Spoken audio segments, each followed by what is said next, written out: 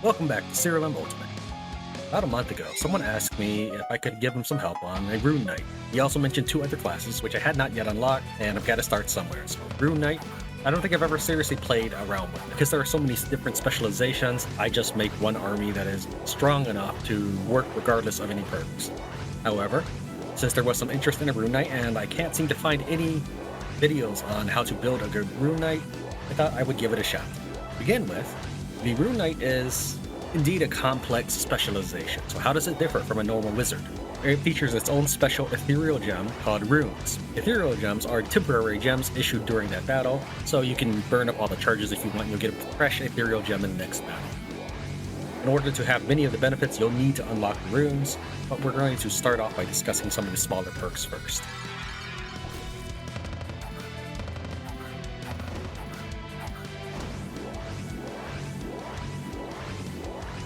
So on the screen now, you will see some lower cost skills such as Discharge and Empowerment and so forth. While I won't be reading specifically each skill, I would like to point out that any of the darker text, I only made it a slightly darker. That's my own notes. I try to make it resemble how the game puts in text. For right now, it's not really that big a deal, but as we move on to the more complex skills, there will be more of my notes in there. Each one of the low-cost skills on this page modify the runes that we haven't yet looked at. Discharge is my favorite pick on this page. Eventually, you'll get them all. On the next page, I've separated the skills to be specifically for a certain rune. Now, each rune word has the same beginning consonant as the element or class. So, for example, aggression affects the rune of core. I put in a little red marker there to show you that this is a chaos rune. Destiny affects the rune of nex, and for nature. So you can see that your first purchases should really be runes. By selecting in the perks from this page, the party will gradually build up power as battles go on, should you continue to cast rune spells. I would say that these are far less important than the other skills. Here we get to one of the bigger perks. You can see that there's a lot of gray text here. The current version I'm playing tells you none of this. In Spirit, lets you get a buff when you cast any of these 5 rune spells. So, for example, Rune of Core gives you Savage, and then I tell you what Savage does, in case you don't remember. Savage and Berserk sound very similar.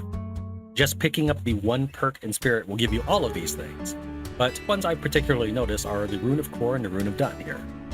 Next up we have Undermine. This is basically the opposite of in Spirit. Once you cast a rune, you debilitate the enemy. You can see that Rune of Dun, for example, gives the enemy bleeding. The Rune of Lua gives the enemy confusion. And finally, we get to the runes themselves. Now that you've seen some of the spices that each rune has, we get to pick which runes you'll be using. What I mean by this is, the rune that you can cast is dependent on your monster's element or class. I feel weird that it's called class in this game, but that's basically their element. For example, if you have a death monster, he will only be able to cast death runes. For the purposes of this video, all of the teams I will demonstrate are basically rainbow teams, but if you find that there's a rune that you particularly like, go with it. So I will go ahead and discuss each of these runes in specific. For starters, with the Rune of Core, any of your Chaos Rune casters will cause the enemy to lose a moderate amount of an attribute. Moderate, according to the Codex, is 40% of your spell power. So whatever that spell power is, this is based off of your highest stat. But this qualifier does not apply to other spells you cast. If you cast Snowstorm, it's going to typically be based on your intelligence. Rune of Dun gives you a minion. We'll go and compare the runes of Core and Dun since they're on your screen right now. You can see that they both say very similar things. Target takes a large amount of damage, then something special, and then the caster's on-attack effects are activated. 100% of this spell's damage is based on the caster's highest stat. So when we're looking at all 5 runes, that section after large amount of damage is basically what you should be looking at. That's the specifics of each rune.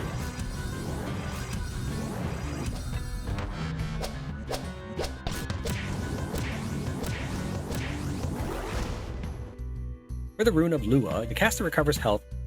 For the Rune of Nex, the caster gains a moderate amount of stat. Now, I will say that during the later portions of the game, your enemies will be far stronger than you in terms of brute force. It's up to you to outsmart them. In that case, raising your stats is not as valuable as lowering the enemy's stats. And finally, Rune of Saw. It's only by itself, not because it's special, but because it's the last one and I don't have another skill to balance out this page. But the Rune of Saw is a nice utility spell. It removes the enemy's buffs and minions, and it also strips away the caster's debuffs. The biggest thing I could see when thinking about the Rune Knight is you make on-attack effects happen. So what I did was I went through every trait I could find and took a note of anything that would happen on attack. Let's say you meet a Waspid soldier with a final sting attack. The final sting attack says they will do 300% more damage and then the Waspid soldier will die. Well, this only happens if he connects.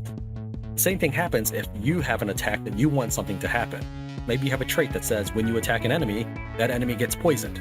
It only works if you connect. But with Rune Knight, that goes out the window. You can just now cast the spell and you don't have to connect. Perhaps in a later build, the developer will make it easier for on-attack triggers to happen, but right now, I wanted to really leverage the on-attack abilities of the Rune Knight. So as we go through the generations, I'll explain my thought processes, so that you can kind of see the development, the evolution of these creatures. Yes, I know you can completely jump to the final build that I've got and copy that for yourself. That's fine, you're just copying someone else's homework. But you know the old proverb of teach a man a fish, right? So as I studied all the Rune Knight ability, I was thinking, okay, this is based off of my highest stat, so I should try to really inflate my stats. This is where the Daybreaker slide comes in. So what I've done is I've photoshopped essentially these pictures together, and on the left is the base monster. I did consider several things when creating the base monster. The first and foremost thing was what class would the monster end up as. Then the second thing I thought of is what's the primary trait or innate trait of this creature. And the third thing I thought of is what's the mastery trait of this creature? Should we need to branch out that far? Like if I were to bring them into a different party. And finally, I considered stat growth. The second panel is the fusion. So this glutinous slime would become a chaos class creature. And the third panel is what artifact he's going to equip. He's going to equip an artifact with the Hearty Appetite trait. The purpose of this creature is to give your whole party stats all the time. Anytime something happens, you get stats. The Lunar Lord. This creature was developed to steal stats from an enemy and give it to you. So it's a nice dual-purpose creature. It makes stronger enemies weaker, and it makes you tougher. Nephilim Life Taker. Nephilim were a very new creature to me, and I wanted to play around with it a little bit, so I combined them with the Siren Life Taker in order to create a life-based creature. Remember that I was going for a rainbow theme here, going out of my way essentially, maybe suboptimal build by doing so, but I wanted to have a creature of every rune available. So the purpose of this creature is basically to be the last man standing if necessary, patching up everybody else, and should your character start dying off, he starts pulling in those traits from the other people. The fourth creature is the Nihilist Blademaster.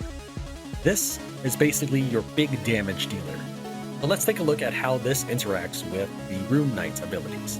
When you cast a spell, such as Rune of Nature, in this case, Rune of Nax, your on-attack triggers, and after you cast a spell, Nihilism happens, and it does 50% of that spell to all other enemies. In addition, once Nihilism has finished, Overkill triggers. We top it off with Square or Nothing.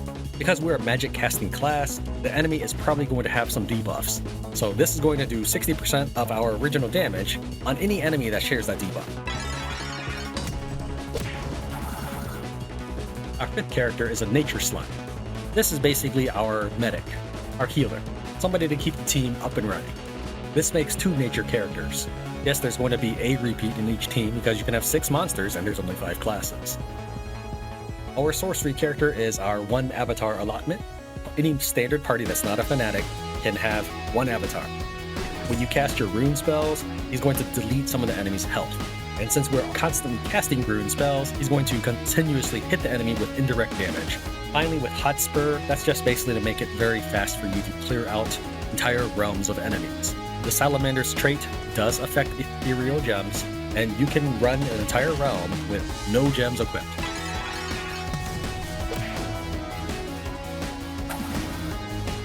That was the first generation, the newbie generation of my Rune Knight build, as I was trying to learn and get a handle on them.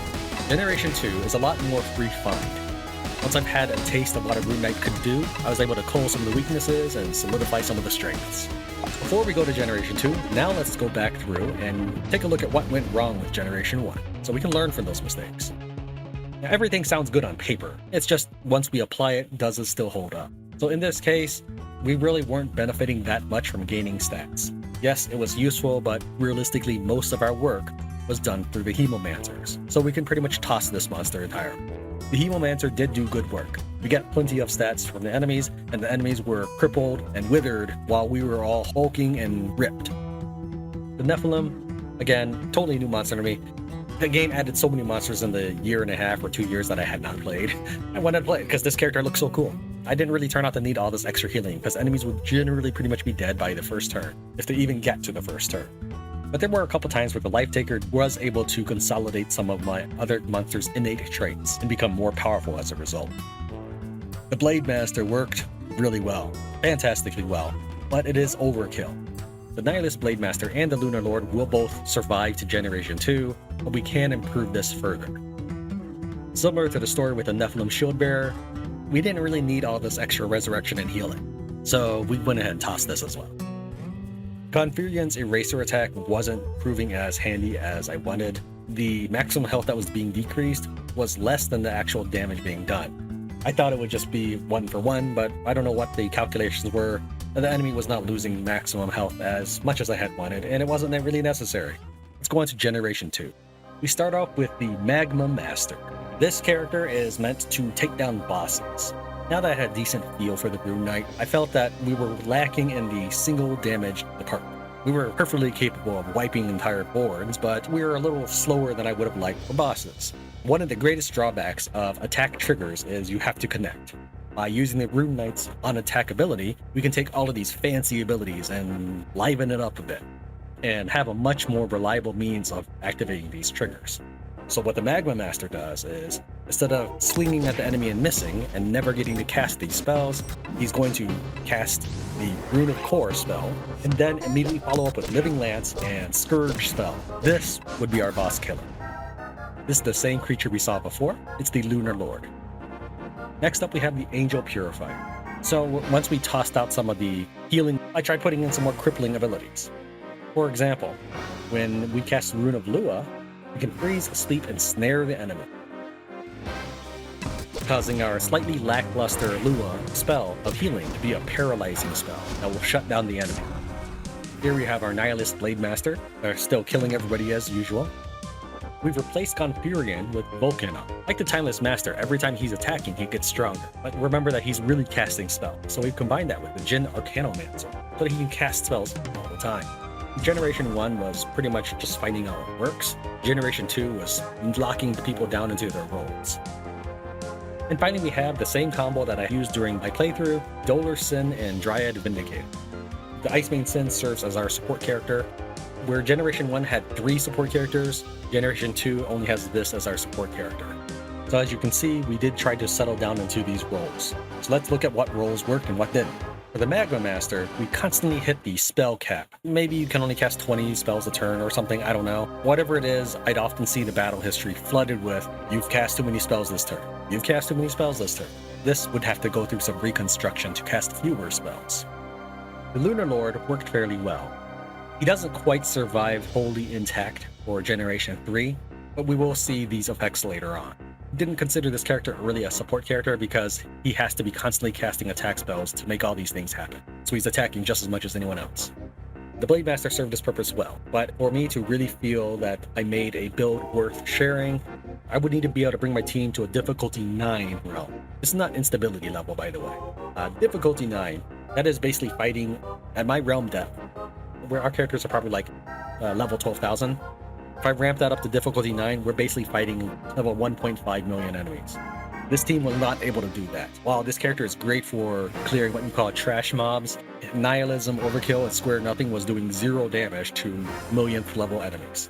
If you never plan on going to difficulty 9, you have no interest in any of that, this guy is just fine for you. Though it is still a little bit overpowered, all in one dude. You might want to spread out those traits around your team or something. Or just duplicate your favorite traits. Volcanar worked pretty well, but we really didn't need the extra charges because we're constantly casting the Rune of Sorcery, which has a lot of charges, and since it's ethereal, it refills for the next battle. If we don't cast the Rune Saw, we cast something else such as Steel Storm or Cyclone Strike or whatever, sure, then we could use those charges. But we don't get the attack trigger, so he doesn't get his 20% more damage. It's one or the other in this case. It was good on paper, but was a little bit unnecessary in actual practice. This character I just slapped together at the last second to fill the 6th character slot was still very helpful, so we will see elements of this character again in the next generation. So whereas Generation 1 was trying to figure out how to make a Rune Knight work, Generation 2 was about figuring out what roles work. Generation 3 takes all of that and figures out what makes a Rune Knight work. So now, for example, our Hemomancer has been split across different characters, and I'll explain why for each one. So what the Rune of Core does is it lowers the enemy's stats. Combine that with Heartstopper, and we have a good chance of making the Dolorsin's Despair ability take effect. If you don't remember what that one does, let's look at the next monster. As soon as the enemy has been hit with the Rune of Core, he ends up taking debuffs from Despair. And that will also trigger the Dryad Vindicator later on down the line. The reason why I didn't split that into different monsters is because I wanted to open up other options for your other characters not to constantly be casting Rune of whatever all the time. Maybe you need a greater Dispel. Maybe someone needs to cast a heal spell. I have the stat decreasers specifically tailored to the Rune Knight's abilities. For the Rune of Dun, the caster gets a minion. So in this case, every time he gets a minion, he gets to cast a spell again. And he can do this over and over and over. The Timeless Volcanar. This is an extremely powerful build. He basically walks all over any of his enemies. Because of the frequency that he casts spells, he's constantly building up 20% more damage just by himself. We combine that with Equilibrium and Touch of Red, and he's out-damaging everybody by a long shot. He's assigned to the Rune of Life, both for Equilibrium's purpose, as well as to keep him in the battle. Everybody else is pretty much a supporting role compared to Volcanar at this point. We've got our Dryad Vindicator again. The Rune of Nature raises your stats. So we've essentially taken all the loose abilities and cobbled it together in this monster here. Nothing terribly special. By the end of Generation 3, I had about 4 or 5 empty traits after culling everything, and I just started slapping some things in. So I know for sure that the evolution of the Rune Knight build does not stop here. The Onyx Granoli is themed as our debuff controller. The Rune of Sorcery controls debuffs, so in this case, this character makes the enemies debuffed and makes your team immune to debuffs. Now we did bring a Nihilist back for this one, but it's not the Nihilist we had before. This one follows the same trend as the Timeless Master or the Centaur Duelist or Volcanar himself, and helps you ramp up damage as battles go on. So you might have seen some of those less than shining traits that were left in there, such as Hedera's Grasp and such. Like those are fine. Those are fine traits, but they aren't quite to the level of refinement in what I would think of as the ultimate Rune Knight build. I had some trait slots left over, and I brought those back in for another round. If there are any Rune Knight players out there that want to share your knowledge or improve some of these monsters, I welcome you in the comments. Or if you're new to the Rune Knight yourself and this has helped you, let me know about your experiences. The Rune Knight is a very complicated specialization. I hope that in some way that this has helped you break past that intimidating obstacle and give the Rune Knight a shot. I think as long as attacks must connect in order to trigger a trait is in the game, the Rune Knight will definitely be able to pull off some amazing shenanigans. Stay tuned for next time, where I upload my Pariah build. That is the specialization, which means you can only have 3 characters. I'm going to complete the entire Gate of the Gods with it, and take on million level enemies with my level 1 team. So if that interests you, stay tuned for that. Thank you very much for watching Tran wins Siralim. I'll see you next time.